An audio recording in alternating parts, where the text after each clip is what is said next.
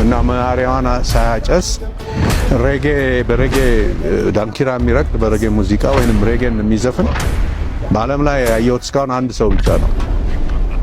ይለፈኝ ጥያቄ እሺ፣ ቴዲ አፍሮ ነው። የኮሪደር ልማት ነው ሲባል ሰውን እቅል ብሎ ዳርዳር ወጣላችሁ። በምትፈልጉት መንገድ ሰራችሁት።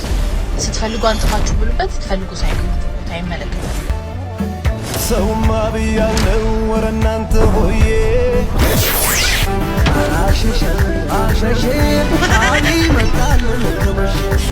ሁሉንም ጠላቶችን አሸንፏል ምናምን የሚል ናሬቲቭ ለመስራት ነው። አብይ አህመድ አገር ይዞ መሞቱ ነው እንጂ የሚያሳዝነው ነገር ስለ በየቀኑ እየተሸነፈ ያለ ሰው ነው።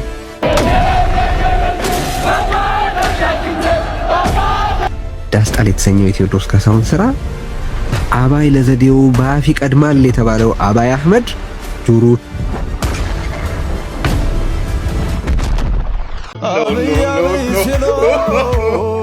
ያው ጾሙን ነው ብዬ ሰውማ ብያለው ወረ እናንተ ሆዬ አሸሼ አሊ መጣልን ከመሸሽ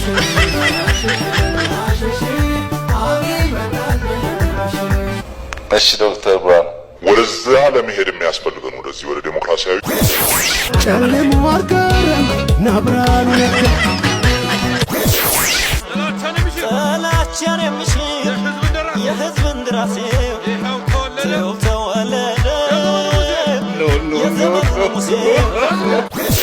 ብቃት ያለው ሊደር ነው አሁን ኢትዮጵያን እየመራት ያለው በኔ እይታ።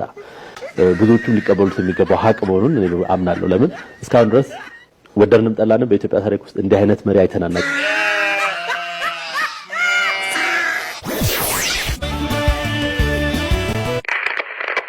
የማታ ትምህርት ተምረው ከተፈተኑት ተማሪዎች ከዛ ውስጥ ያለፉት 12 ተማሪዎች ብቻ ናቸው። ከዛ ሰፊ ግቢ ሰው ከማይደርስበት አዲስ ነገር ሰማን ሰምተን ማናውቀውን ደስታችን ወደ ራጣ ፍቅር ያሸንፋል ከግፋትን ራስ ከበቀልን ጽዳት ተዋደን እንኑር የሚል ጀግና መጣ። የኛ ችግር ምንድነው? ለማንነት የሰጠነው ጊዜ ጉልበትና ለአንድነት የሰጠነው ጊዜና ጉልበት እኩል አይደለም። አዲስ አበባ ላይ ኖ ከፍተኛ ኦሮሞ ጠል ኃይሎች አራብያ ብይ ከግዴር የተላከ የጌታ ነብይ ዳመጋገሩን ቀዱቤ ቀናቸው የለማ ሆነና አብጉዳቸው ሲነዳን ኖሮ ስንቱን ከፍ ጋሬታ ስንቱን ከፍ ጋሬታ ይገዛኛል ያልኩት አባት ሆኖኝ መጣ። የኮሪደር ልማት ነው ሲባል ሰውን እቅል ብሎ ዳርዳር ወጣላችሁ። በምትፈልጉት መንገድ ሰራችሁት። ስትፈልጉ አንጥፋችሁ ብሉበት፣ ስትፈልጉ ሳይቀምጡበት አይመለከታል። የቦሌ መንገድ አበቦች ከ11 ሰዓት ተኩል ጀምሮ በቂ ውሃ ይጠጣሉ። የአዲስ አበባ ህዝብ በሳምንት አንድ ቀን ንጹህ ውሃ ያገኛል። ሶኬ ብለን ትተናል። ለምንድ ነው አዲስ አበባ ሌሊቱን ሙሉ ስታብረቀርቅ ታድራለች። የአዲስ አበባ ህዝብ ግን መብራት አያገኝም፣ ይከፍላል። የመብራት ይከፍላል። ለምንድ ነው? የማይለመድ ጥያቄ ሲነሳ ማሰር ምን ማለት ነው? ረሃብ አይለመድም። ረሃብ ሊለመድ የማይችል ነገር ነው። የተማረ ሰው ልጆቼን ማስተዳደር አልቻልኩም፣ ቤት ኪራይ ከፍዬ መኖር አልቻልኩም፣ እርቦኛል፣ በቀን አንዴ መብላት አልቻልኩም ያለ ሰው ማሰር ምንድነው ፖይንቱ? ያውም የተማረ በቀበሌ ተገፍቶ ተጎትቶ በንግግር ብቃት በመናምን ብቃት ተብሎ ወንበር የተሰጠው ሰው አይደለም። የተማረ እድሜውን ለትምህርት የከፈለ ምን ማለት ነው? የሙያ ፈቃዳችሁን እንቀማለን። ቴዲ አፍሮ ዳስጣል ላይ የሆኑ የሚያሳዝኑና የጭካኔ ታሪክን የሚገልጹ ስንኞች አሉ። አድምጠናቸው እንመለስ።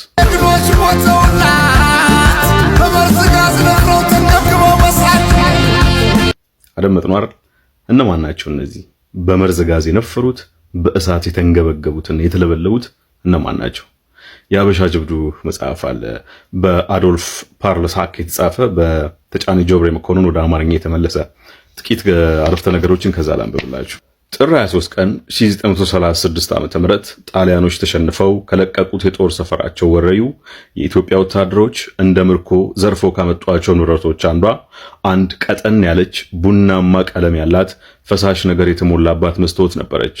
በዚች በመስታወት ቱቦ ላይ የተለጠፈ ወረቀት ተጠንቀቁ፣ ይሄ በመርዝ ጭስ የተቃጠለ ሰውነት ማከሚያ ነው ይላል።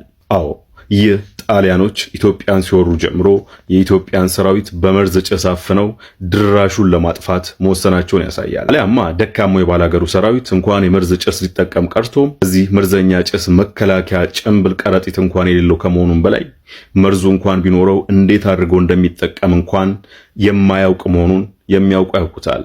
ጥር ወር መጨረሻ ላይ ጣሊያኖች በደጃዝማች አበራ የጦር ሰፈር ላይ አንድ ትልቅ የመርዝ ጭስ የተሞላም የመስታወት ሙቃጫ የመሰለ ነገር ጣሉ። የመስታወት ሙቃጫ በደጃዝማች አበራ ሰፈር ከመሬት ወድቆ ሲከሰከስ ወደ ቢጫነት የሚወስደው በጣም የሚገማም ጉም ሲነሳ በጊዜ ያየው ኮሎኔል ኮኖሎቭ እጅግ በሚገርም ፍጥነትና ሁኔታ ከተቀመጠበት ተነስቶ እንደ አበደ ሰው ወዲና ወዲያ እየሮጠ በጣም ከፍ ባለ ድምጽ ተጠንቀቁ፣ ቶሎ በሉ፣ የመርዝ ጭስ ቶሎ በሉ፣ ቶሎ ወደ ላይ ወደ ገደሉ ውጡ፣ ብቻ ረዘም ላሉ ደቂቃዎች ያለማቋረጥ በሰባራ አማርኛ፣ ትግረኛ፣ ኦሮምኛ ለፈለፈ።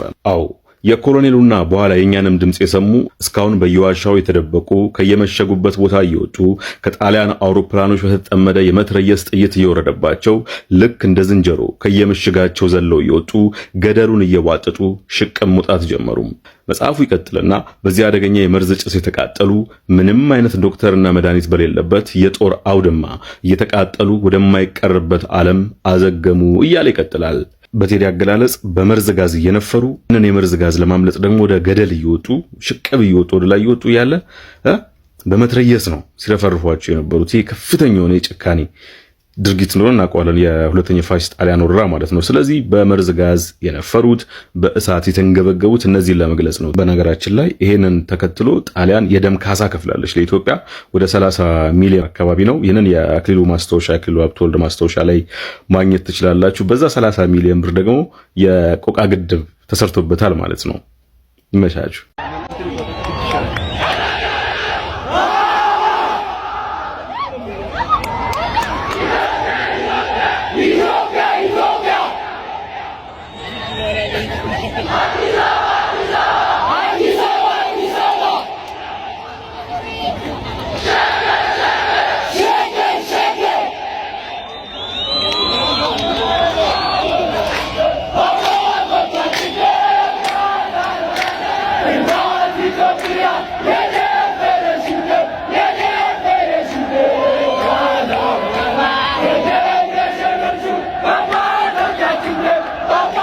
ሙዚቃማ ካልወደድኩ ነፍስ የለኝም ማለት ነው። ማን ይወዳል ማለት ድሬድሎክ ሳይኖረው እና ማሪዋና ሳያጨስ ሬጌ በሬጌ ዳንኪራ የሚረግጥ በሬጌ ሙዚቃ ወይንም ሬጌን የሚዘፍን በዓለም ላይ ያየሁት እስካሁን አንድ ሰው ብቻ ነው። ማን ነው እሱ? ደግሞ እስቲ ገምት አንተ። ማሪዋና ሳይጠቀም ድሬድሎክ ሳይኖረው ወይም ጉድሩ ሳይኖረው ነገር ግን በሬጌ የሚደንስና ሬጌ የሚጫወት በሬጌ በመጫወት የጀመረ አንድ ሰው አለ። ይለፈኝ ጥያቄ እኮ። እሺ ቴዲ አፍሮ ነው። እንኳን ቴዲ ጉድሩ ወይም ቴዲ ድሬድሎክ ሊባል ቀርቶ ቴዲ ከነጭራሽ አፍሮ ይሉታል። አፍሮነቱን ደሞ አይቻለው ለምን እንደሚሉት አላውቅም። አፍሮ አልነበረም ቴዲ። አፍሮም አይደለ ድሬድሎክም የለውም። እንትን ነው ሲጀምር አየ እሱ በነ ቦብ ማርሊ ኢንፍሉዌንስ ነው። በነ ፒተር ቶሽ የሚባል ሌላም ነበር። እንግዲህ ቅዱስ ያሬድ የታወቀ ነው። በጣም ይመስጠኛል። ቅዱስ ያሬድ እንዳውም ወደ ኢትዮጵያዊ ተዋህዶ ቤተክርስቲያን ኦርቶዶክስ ቤተክርስቲያን ወደኛ ሊመልሰኝ የቻለው የሱ ዜማ ነው። ምክንያቱም ውጭ ሀገር ሆኜ አልነበረም የኢትዮጵያ ተዋህዶ ኦርቶዶክስ ቤተክርስቲያን ስላልነበረ ያው የጀርመኖቹ ጋር ነበር የሚሄደው ሉተራንስ ጋር። በኋላ ግን እሱንም ማግኝቼ ወደ አሜሪካን ሀገር መጥቼ የኢትዮጵያ ቤተክርስቲያን እየተስፋፋ ሲሄድ የሱን ዜማ ስሰማ መስጦኝ በቃ ቶሎ የመለሰኝና ወደ ራሴ ወደ ማንነቴ የሱ ዜማ የመንፈሳዊው እና የቅዱስ ያሬድ እርግጥም እንደተባለው ከሰማይ መላእክት ሲዘምሩ በሰማይ ይዞ ምድር ወርዶ የተባለው የሚያሳምን ነው። ለእያንዳንዷ ቀን እኮ ነው ሙዚቃ የደረሰለት ማን ነው ማህሌት የደረሰው አየ 365 ቀን ማህሌት ደርሶለታል። መጽሐፍ ቅዱስን ከኦሪት ዘፍጥረት እስከ ራእይ ዮሐንስ ድረስ መሰለኝ ያረጋው ቅዱስ ያሬድ በነገራችን ላይ ሄጄ ወደ ጣና ቂርቆስ የሚባለው ላይ ቅዱስ ያሬድ የጻፈው ጾመ ድጓው ይሄ ዜማ ያለበት ከኖት ጋር አድርጎ እንዳለ ኦሪጂናሉ ቁጭ ብሏል። ትልቅ መጽሐፍ አየው። አሁንም ፍቀዱልኝ ብዬ አየው። በራሱ እጅ የጻፈው አዎ። ልብሱ እንትኑ ካባው ረጅም ነበር። እሱ ካባ ሁሉ አለ። የሱ ደግሞ ወዳጅ የነበረ ያጼ ካሌብ ካባቸው እና የራሱ የቅዱስ ያሬድ መስቀል ሚዛት መስቀል ወርቅማና ብርማ ቢጤነች የያዘ እሱ ሁሉ አለ። ስለዚህ ሙዚቃ ካወራን ቅዱስ ያሬድ ዜማ በመንፈሳዊነት መሳጭ ነው ላንተ ምን ያለሱ እንደሱ የለም። በቃ አሁን በእንትን ሀገር በጀርመን ሀገር የሱን የመሰለ ያኛው አለ እንትና ከነዚህ ከነ ቢቶቨን ውስጥ ያለው ከነሱ ውጪ ሌላ አለ እንትና ኮምፖዘሩ ካስታወስኩት ነግሬሃለሁ። እሱ አሁን እንደ ቅዱስ ያሬድ ነው የሞከረው ገባ እና ግን ቅዱስ ያሬድ ጋር የሚደርስ በዓለም ላይ የለም። አዎ ከሰማየ ሰማያት ነው አይዞት የመጣው እግዚአብሔር ፈቅዶለታል ይሄንን ይዞ እንዲወርድ እና ስለዚህ እሱ ልዩ ነው። በኖትም ማውጣት ከአውሮፓውያን 1400 ዓመት በላይ ነው የቀደማቸው። እነሱ በኋላ ነው ኖት ያወጡት የሙዚቃ ምልክቶች ጭረት፣ ድፋት ምናምን እንደዚህ የሚለው። አባይ ምን ነው ላንተ? አባይ የኔ የስረ መሰረቴ ነው ገባ የዘሬ ስረ መሰረት ነው። ምክንያቱም አንደኛ አዳምና ሔዋንም ከአባይ ዙሪያ ባሉ በዛ በደሴቶቹ አካባቢ እንደተፈጠሩ ነው መጽሐፍ ቅዱስ ላይ ጥቆማ የምናገኘው። አንድ በዚህም በኩል ከሄድክ ይሄ አለ የኔንም አንተንም የሚመለከት ነው። የሰውንም ልጅ ዘር ሁሉ የሚመለከት ነው ማለት ነው አባይ። በሌላ ወገን ደግሞ ስትሄድ ማለት አባይ የኤዶም ገነትን ያጠጣ ነበር ይላል መጽሐፍ ቅዱስ እና ስለዚህ ይሄ ወሳኝ ነው ይሄ ወንዝ ማለት ነው። ቀጥሎ ደግሞ በቅርቡ የዛሬ 4000 ዓመት ባለው ታሪክ ኢትዮጵ አባይ ላይ ነው የመሰረተው ሥርወ መንግስቱን አባይ ላይ መስርቶ አባይ ላይ ሰፍሮ ከኢየሩሳሌም ነው የመጣው። የመልከ ጸዲቅ የሳሌም ንጉስ አብርሃምን ይባርክ የነበረው መልከ ጸዲቅ ትልቅ ሰው እነ ቅዱስ ጳውሎስ ሁሉ ከሰው ትልቅ የሚሉት የሱ ልጅ ነው ኢትዮጵ። ዳስጣል የተሰኘው የቴዎድሮስ ካሳሁን ስራ አባይ ለዘዴው በአፍ ይቀድማል የተባለው አባይ አህመድ ጆሮቹ እንዴት እንደሚያደምጠው ይህንን ስራ ማሰብ ያስፈልገናል። ምክንያት አለኝ ይህንን ማለሳብ። ኦኬ ይሄ ዳስጣል በአብይ አህመድ ደሴት ውስጥስ እንዴት ነው የሚደመጠው? ዳስጣል ልብ የተባለው ስራ ዳስጣል የተባለው ስራ በአብይ አህመድ ደሴት ውስጥስ የሚደመጠው እንዴት ነው ብሎ መጠየቅም ያስፈልጋል። እነዚህን ጥልቅ አንድምታዎች እንያዝና ዳስጣል የተሰኘው የቴዎድሮስ ካሳሁን ስራ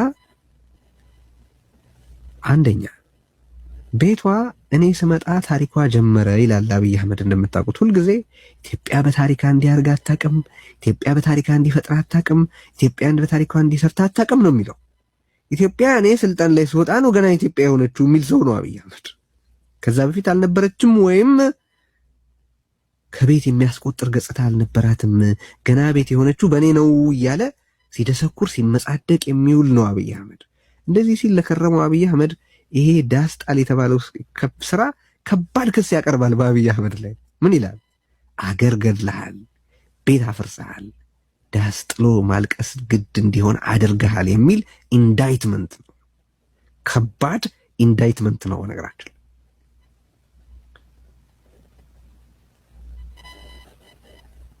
አሁን በየዘርፉ ነው ደግሞ አብይ አህመድ ይሄንን የሚለው። የዛሬ ምን የሆነ አመት ይሄን ያህል የነበረው የኢትዮጵያ በጀት አሁን በትሪሊየን ተቆጥሮ ይላል። የነበረውን ብር ቆራርጦና ምን አድርጎ ገንዘቡን አሟሾ ከዶላር አኳያ ያለውን አቅም ክፉኛ ካዳከመ በኋላ የብር ሬሳ ይቆጥራል።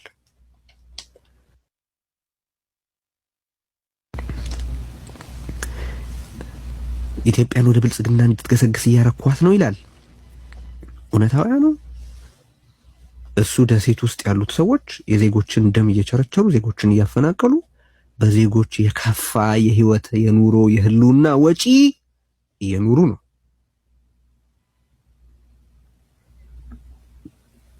ግን ናሬሽኑ ምንድነው? የአብይ አህመድ ኢትዮጵያ የተጀመረችው እኔ ጋር ነው፣ ኢትዮጵያን የሆነችው በእኔ ነው። በየዘርፉ ፓርላማ እየመጣ የሚያቀርበውን ሪፖርት ሁሉ ተመልከቱ። ተአምር ነው የሚለው። አረ ችግር አለ እኮ፣ አረ ችግር አለ፣ እየሞትን ነው፣ እየተሰቃየን ነው፣ እየተፈናቀልን ነው ሲባል አይ አውሮፕላኑ ሆነ ፍጥነት ውስጥ ስላልገባህ ነው የሚል ሰው ነው። ገላይን በረዳኝ ስትለው ከገላይ ይልቅ እኔን ስማኝ የሚል ሰው ነው። ሆዴ ውስጥ ምግብ የለም ስትለው አይ ሆድህ የነገረህ ትክክል አይደለም፣ እኔ የምነግርህን ስማኝ፣ ሆድህ ሞልቷል፣ ጥጋብህን ስላላወቅከው ነው፣ አእምሮህ ሲግናሉን ባይነግርህም ጥጋቡን እኔ ልንገርህ የሚል ወራዳ ነው። አገር በቁሙ እየነደደ እያየ አልተቸገራችሁም እኮ ቀብጣችሁ ነው የሚል ግን ወደዛ ዞሮ ደግሞ ሞት አታዳንቁ የሚል ሰው ነው አብይ አህመድ። ስለዚህ ይሄ ዳስጣል የተባለ ስራ ከባድ ክስ ነው ያቀረበበት። ከባድ ማለት ፍጹም ተጋቢ የሆነ ግን ከባድ ክስ። አገር ገድለሃል፣ ቤት አፍርሰሃል፣ ዳስ ጥሎ ማልቀስን ግድ እንዲሆን አድርገሃል፣ የአገር ሞት ሆነሃል የሚል ከባድ ክስ ነው። በተጨማሪም እንኳን አዲስ ፈለግ ልትጀምር፣ እንኳን ብልጽግና ልትፈጥር፣ እንኳን መሻሻልን ልታመጣ የነበረውንም አጥፍተሃል ነው የሚለው ዘፈኑ። እስከዛሬ በስንት ውጣ ውረድ የተቋጠረውንም ጥሪት አድፋፍተሃል፣ ሐዘን አስፍነሃል፣ ለቅሶ አበርክተሃል፣ ስቃይ አባዝተሃል የሚል ክስ ነው ይሄ። የአብይ አህመድን የብልጽግና ፈጠርኩ ግስጋሴ ፈጠርኩ ናሬቲቭ ከስሩ ከግንዱ መንግሎ የሚጥል ነው። በነገራችን ላይ አብይ አህመድ የሚያደምጠው እንዲህ ነው። ይሄ እኔ በስንት ቅጥፈት በስንት ቢሊዮን ኢንቨስትመንት በስንት ጭፍጨፋ በስንት ልገነባ የሞከርኩትን ትርክት ያፈረሰ ነው ብሎ ነው የሚሰማው። ሁለተኛ በዚህ ምክንያት ሀገር የገደሉ የሀገርን ሞት ትንሣኤ ነው ሲሉ የከረሙ ሁሉ ነውራቸውና ወንጀላቸው ተጋልጧልና በጣም በጣም ደንብረዋል። ህዝብ የፈጁና ያፋጁም የኢትዮጵያ ህብረተሰቦች የሰርግም ሆነ የለቅሶ የጋራ ድንኳን እንዳይኖራቸው ማድረግ ተሳክቶልናል ባሉበት ዜጎች እየተፈላለጉ እየተገናኙባቸው የቀደመ ልዩነቶቻቸውን ንትርካቸውንም በሉት ቁርሿቸውን እየተዉ ዜጎች ለነገ ፍትህ እያሳደሩም ሆነ ለይቅርታ እየሰጡ እያበሩ እየተባበሩባቸው ተቸግረዋል። ስለዚህ አብይ አህመድ ይህንን ዳስጣል የተባለ ዘፈን ሲሰማ የሚለው ህዝብ ለማለያየት ይህን ያህል ከደከምኩ በኋላ ደስታ ባይኖር በሐዘን ህብረተሰቡን እርስ በርስ የሚያገናኝ አንድ ችግር መጥቶብኛል ብሎ ነው የሚሰማው። ረሃብና አስገድዶ መድፈርን በጦር መሳሪያነት የተገለገሉ ህዝብን እርስ በርስ እንዲፋጅ እስከ ወዲያኛው እንዳይገናኝ እስከ ዘላለም እንዳይሰናኝ አድርገነዋል ብለው የተማመኑ ሰዎች ብሎ የተማመነው አብይ አህመድ በእርግጥም ሽብር ገብቶታል ብዬ አምናለሁ። አዎ የተጣለው ዳስ ያስጨነቀው ደሴትማ አለ። ይህ ሁሉ ባለስልጣን ወጥቶ መጽሐፍ ለምን አስፈለገ? ነብዩ ባየዎች መጽሐፍ ለምን አስፈለጋቸው? ምናምን የተለያዩት ባለስልጣን ተብዮቹ በየቦታው ለመጽሐፍ ለምን አስፈለጋቸው? አፈቀላጤዎቹ በዛ ደረጃ ውርክብ ለምን አስፈለጋቸው? አብይ አህመድ ራሱ ጩኸት በኋላ መለስበታለሁ፣ ግን በጩኸት አንወድቅም ማለትን ወጣው። እነሱ የሚያደምጡበት መንገድ ግን ይሄ ነው። ስንት ነገር አድርገን የለያየነውን ህዝብ በሐዘን ቋንቋነት እንደገና ሊያገናኘው ነው ወይ የሚል ነው ስጋታቸው። ሶስተኛ አብይ አህመድ የሚያደምጥበት መንገድ ምን መሰላችሁ? ቴዲ የህዝቡ ትዕግስት ማለቁን ደጋግሞ ጠቅሷል። እዛ ዘፈን ላይ ምሳሌዎች ጠቅሳለሁ። ለምሳሌ ዳስጣል ልቤ ዳስጣል፣ ከዚህ በላይ ሐዘን ከዚህ በላይ መርዶ ከወዲት ይመጣል ይላል። ከዚህ በላይ አትዋረድም፣ ከዚህ በላይ አትወርድም፣ ከዚህ በላይ አትዘቅጥም፣ ከዚህ በላይ አትበደልም፣ ይበቃል በል ነው እያለ ያለው ቴዲ።